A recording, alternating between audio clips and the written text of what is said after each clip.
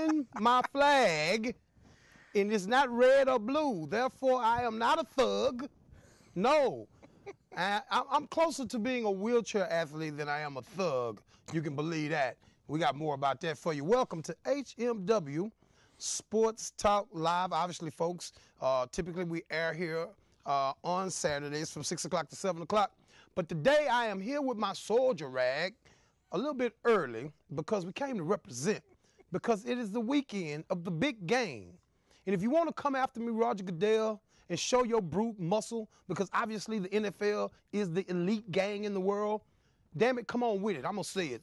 We're doing a Super Bowl preview show with the white soldier rag. I'm a black man waving a damn white soldier rag right here on HMW Sports Talk Live. It is time to talk football. My man John Harris is in the studio. John, how you doing today? I'm good, Craig. Can I wave that man, too? Wave the damn rag, yes. Man. Wave the soldier rag. I feel like I should throw no doubt about like it. a ref. My man Angelo Lawford from HMW in studio. Angelo, how you doing today? Hey, I'm good. Can I channel my inner juvenile? Man, channel your inner juvenile. Make sure that your wife knows you're an idiot too.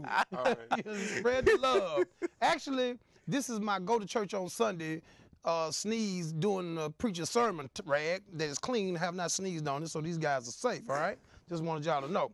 But obviously, there's no way that we could start a show talking about Super Bowl number 48 without throwing out a little HMW pimp juice and being the true media sluts that we all are. We got to fall back on some Richard Sherman. We got to get down on the Braves, folks. We kind of start the show off with sort of a recap. I won't go through everything in the last couple of weeks because it's all been regurgitated over and over again. But you have to get that HMW spin on things. And by the way, you might want to go check out the website, HoustonMediaWatch.com. Google up HMW. That's the acronym for Houston Media Watch. And, hey, they'll take you right there to the blog. I'm not going to waste John Harris with a bunch of gibberish because you're a football guy. But listen, after the NFC Championship game, we all know what happened with Richard Sherman. We're going to put it to rest today. I'm putting a moratorium on it after today. Nobody in the city of Houston is allowed to talk about this discussion. This is going to be the end-all discussion on it. John Harris, you've coached football, played the game. What's going on in football? Has football culture now finally maybe become to be a little bit more understood? Sometimes we even learn from bad circumstances. You think about what went on in Miami this year with Richie Incognito. Right. We got some new news coming out about that over the last couple of days. Apparently his lawyer has released some text or something from Jonathan Martin. Yep. And then, so we see this big, burly, white guy offensive lineman who's being called a bully in the media. A thug, basically. Right. Then we get this black kid with long dreads. It kind of looks like, you know, the Predator, you know, from that Arnold Schwarzenegger flick, maybe a little bit better looking than the Predator. Right. And we find out he's definitely a lot smarter than the Predator and Arnold Schwarzenegger because the kid went to Stanford. And we just assume that all people who went to smart people schools are smart people. You went to one of those schools, John. I think you beg to differ at times. But we'll just say this. Has it happened, John? Are people kind of starting now to understand the NFL locker room culture? See, you folks thought we were just going to talk about the same spin on Richard Sherman. We're not going to do that. It's HMW. What you think, John? Well, I think you think about all the different ways. I mean, you think back when we were in college and when we were in school, we didn't have the internet. We didn't have Twitter. Mm-hmm. I mean, you think about the access that people have now. You have video camera phones. I mean, wherever you go, if you're an athlete, wherever you go, you end up being on camera. If you're a personality, you're on camera. You can't go anywhere and do anything without a camera being in your face. And that's the society that these athletes are growing up in. So Richard Sherman, in some sense, should know, hey, there's a camera there. To me, I didn't really have a problem with what he said. He said, I'm the best there is. Done. What did Muhammad Ali do? Muhammad Ali said the same damn thing. Joe Namath said, we're going to win the game, I guarantee it. You know what? It makes it fun. It makes it what it is. It's sports. It's supposed to be our escape, our release.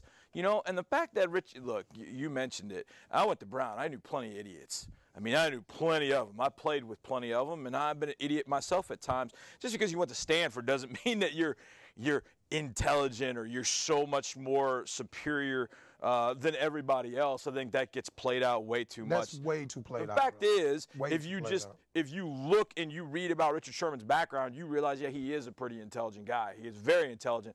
I think he got caught in heat of the moment. He's passionate.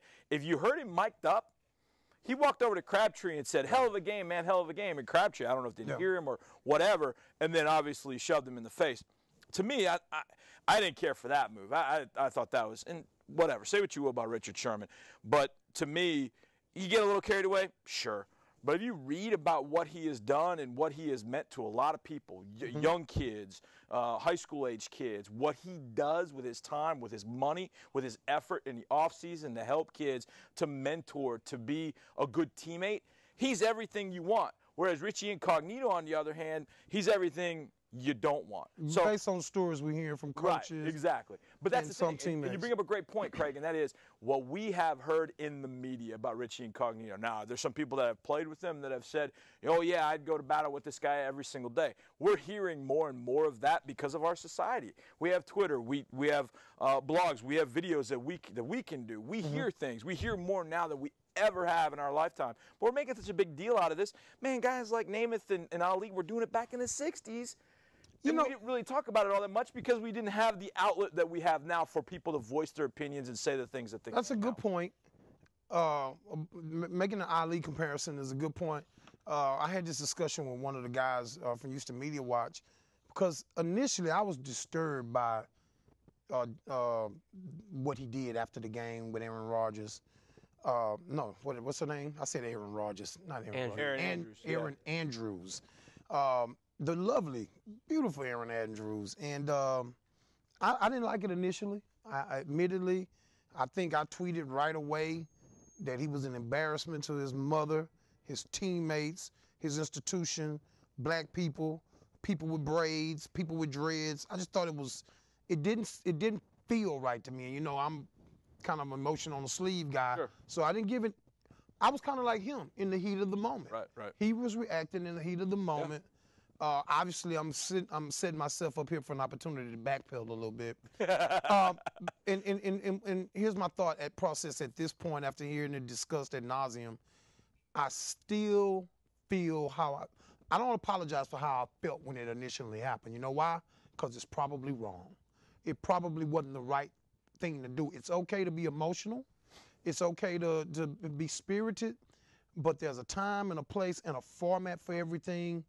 That was not the format for it, and that's why it's such a big discussion, is because it was something done that most people probably don't have a problem with, particularly, emotion being shown in the NFL, but it wasn't what we expected. You don't do that. Who does that? We see coaches interview going into halftime that clearly don't want to talk. Right. And they're not always the most facilitating, but they don't do that. And then me as an African-American guy, it never plays well for young black men to do the loud, crazy thing. You know what I mean? It never plays well for us to do that. That was weird.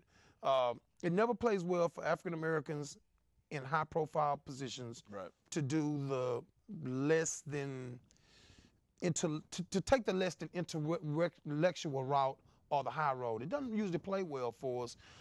And I don't want to spend a whole show on this, but I want to get your perspective on it because you're unique. He's black, you're white. He went to a higher learning institute. You went to a higher learning institute. You played the game. You've coached the game. Your perspective on it is a unique. You got viewpoints from all angles of this that I don't have it. I didn't go to the Institute of Higher Learning. I never even got an opportunity to date a girl from the Institute of Higher Learning. My sister went to Princeton, but she doesn't claim me in public.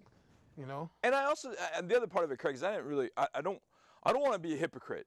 And a quick story. My last year coaching, we were playing our rivals, a school that was just down the road from us. They were a 4A school. We were a 1A school. Mm-hmm. We had never beaten them in our school's history. We had a pretty good team, and I thought we had a chance to beat them. And I had actually coached at that school for a year. And they had offered me the job, and I didn't think I was ready for it. I didn't take it. They gave it to somebody else. I got the job at the other school where I was. And so finally the third year, the first year they beat us 30-0. The next year they beat us 35-7. So it's my third year. and we're taking it to him. We never beaten him in school history, and we're taking it to him. We more than tripled their yardage output, but we just couldn't get far enough away from these guys. And we had a 12-point lead. They scored a touchdown. We got the ball back, and we're just hammering. And it was 3rd and 3. We ran isolation. My running back has got both knees on the ground. You clearly can see it on film. And he gets hit. As he's going down, the ball pops out, pick it up. They run 80 yards to go ahead. They win by 1. And I was furious. That was about 3.5 minutes left in the fourth quarter. I was furious. And I had to do – our school bought time on the radio to do post-game interviews. And so my buddy was the color analyst. And as I'm walking up, I'm still fuming. And so he starts to talk, and then he stops to let me talk, and I just let loose. I just berated this. I just went off. And I knew instantly, as soon as I left the box, I knew I shouldn't have done it. I knew it. I knew absolutely I shouldn't have done it. But it was one of those things where emotion got away from me. And I didn't use that as an excuse, but my emotion got away from me. This is the first time we could have beaten them on their turf. I would have been the coach that had led them to win for the first time, and it all got taken away because I thought it was a bad call, and I let loose. And so when I watched Richard, I thought about, okay, I could be hypocritical about this and blast him for, as you said, being loud, being obnoxious in some sense, or I can look at it and say, well, you did the same thing, John. You did the exact same thing. Except you just didn't do it on Fox in front of millions of people. You did it, to a few hundred listeners. I just did not like the loud, crazy thing. That's what my guy who I was discussing it with, I was like, he got too loud and crazy for me. I was raised in a household. I got pretty loud too, which I should. I was raised in a household with my grandparents. It was like, hey, look, we have an in-the-house voice, and we have an outside voice. There's a severe penalty for using the outside voice in the house of a old Southern Christian black woman's house. You know what I mean? It's a severe penalty. So not killing the kid, not judging him. I'm only talking about that incident, that moment. I think he's so good, he might want to recalibrate some of his antics because I think his legacy will be impacted long term if he continues in the way that he's going. We got about a minute left. When we jump back, we're gonna get. We're going to actually talk about the game. We're going to talk about Peyton Manning. We're going to talk about this young guy by the name of Russell, who's turned out to be a pretty darn good quarterback. Angelo Lawford, who didn't really say anything in that segment because John and I just ate it all up. But don't worry about it. We will get Angelo's takes on everything, folks. I promise you, it is HMW Sports Talk Live. We have a 3-hour broadcast for you today. We're here all the way for 7 o'clock.